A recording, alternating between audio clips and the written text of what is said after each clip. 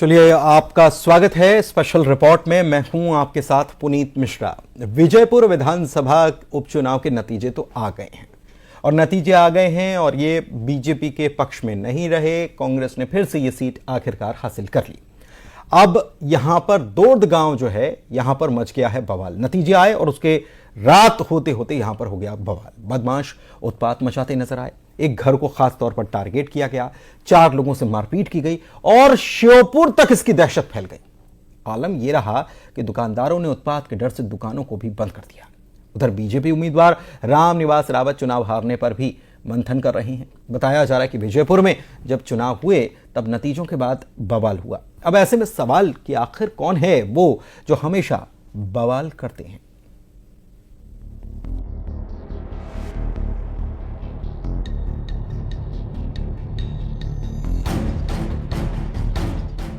गुमटी लूटी, घरों पर पथराव किया, तोड़फोड़ हुई, मारपीट हुई और फिर बाजार बंद हो गए।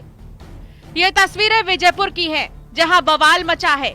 उपचुनाव के नतीजों के बाद जो थमने का नाम नहीं ले रहा है। ये कोई आज की बात नहीं है। उपचुनाव के पहले ही विजयपुर में बवाल शुरू हुआ था। मतदान के दिन भी माहौल गर्म था और अब चुनाव के नतीजों के बाद भी तनाव है। विजयपुर में आखिर हुआ क्या, ये समझिए। शनिवार दोपहर से ही दुकानें बंद हैं। बाजार में उत्पात के डर से दुकानें बंद की गई। विजयपुर उपचुनाव के बाद बदमाशों का उपद्रव देखने को मिला। दौड़ में 7 से 8 बदमाशों ने जमकर उत्पात मचाया। शनिवार देर रात एक घर पर पथराव और मारपीट हुई। इन सब के बाद श्योपुर में सन्नाटा पसरा हुआ है। लोग दहशत में हैं। दुकानदारों ने दुकानों के शटर डाउन कर रखा है।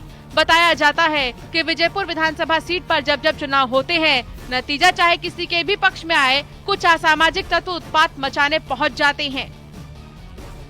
पुलिस प्रशासन से ये कह रहे हैं कि ये अगर आप मदद करते हो तो ठीक है, नहीं करते हो तो हमें बताएं, जो अपने आप सुरक्षा करें।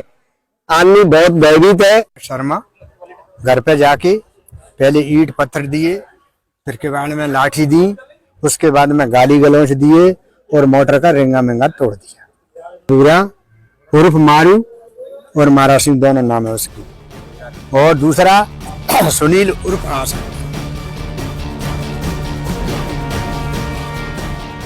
बता दें कि कांग्रेस की टिकट पर लगातार चुनाव जीतने वाले रामनिवास रावत इस बार बीजेपी की टिकट पर चुनावी मैदान में थे। बताया जा रहा है कि उनकी इस हार की बड़ी वजह आदिवासी वोटर रहे। रावत इन्हीं वोटर के समर्थन से 6 बार विधायक बने थे, लेकिन इस बार वोटिंग से एक दिन पहले आदिवासियों के 4 गांव हिंसा, फायरिंग और मारपीट हुई थी। बताया जा रहा है कि आदिवासियों की नाराजगी रावत की हार की वजह रही। रामनिवास रावत को बगावत भारी पड़ी।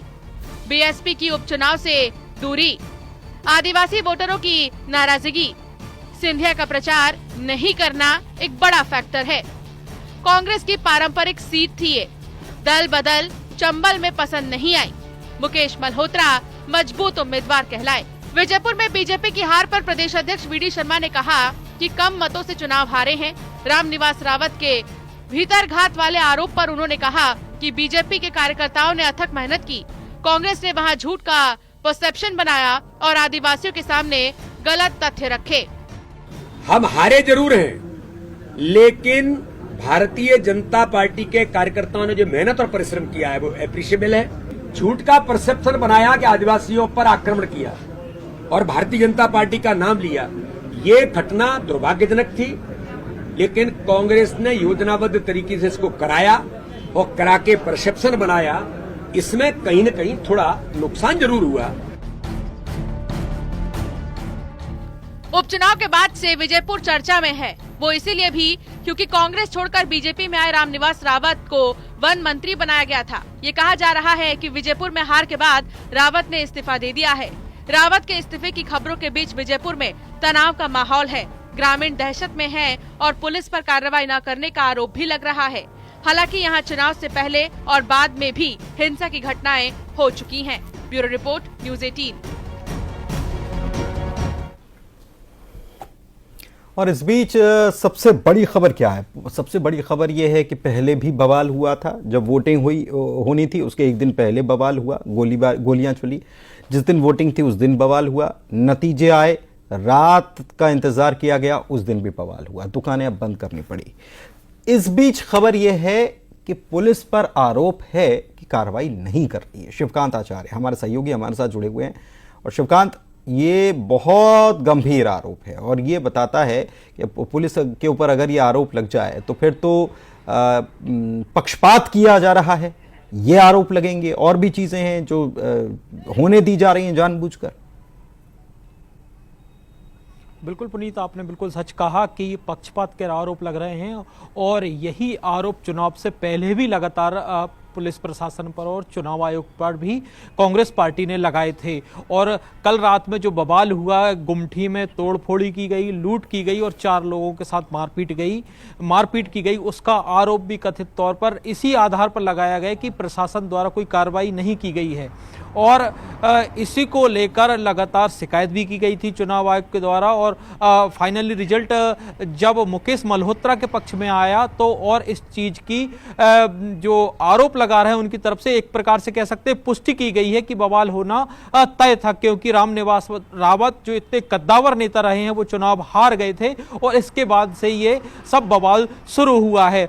पहले भी आशंका जताई गई थी, उसके बाद आज कल से ही आप देखेंगे कि विजयपुर में मार्केट नहीं खोले गए थे। पहले से ही आशंका थी व्यापारियों को और स्थानीय लोगों को, जिस वजह से कल से आज दोपहर तक बाजार नहीं खोला गया था, उनको पूरी आशंका थी और ऐसा पहले से अनुमान था कि तोड़फोड़ होगी और असामाजिक तत्व हैं वो इस प्रकार की घटना को अंजाम दे सकते हैं।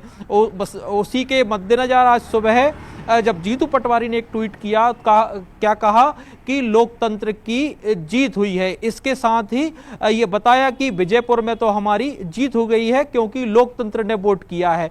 और वही दूसरा आरोप था कि जोर जबरदस्ती की गई थी चुनाव से पहले ताकि आदिवासी जो है वो वोट न डाल सके, मीणा समाज के लोग वोट न डाल सके, उनको रोकने का भरकस प्रयास किया गया, ऐसा आरोप लगाया गया था कांग्रेस के द्वारा, कांग्रेस के प्रत्याशी के द्वारा।